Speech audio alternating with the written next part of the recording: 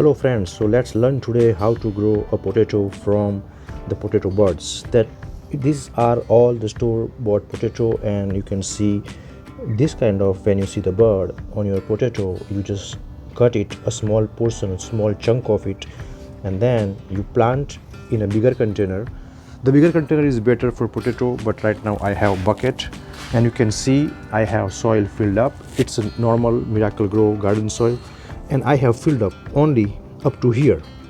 Potato have an interesting characteristic that you need to start from the bottom, and when you see the plant grow like this, then you add more and more soil to it, and you will have underneath of the soil lots of potato after probably 30 to 40 days.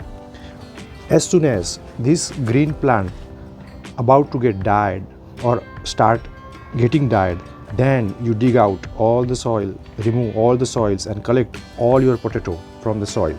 So today we will be planting it here. So let me put the potato pieces there and I will show you. So you can see now I have 1, 2, 3, 4 and 5 pieces there way at the bottom of the bucket, and you should plant like this after like a 15 days, and another 15 days you should plant another batch, and another 15 days you should plant another batch. That's the way you will have always the potato available at your garden, and you will never ever need to buy a potato from the market again.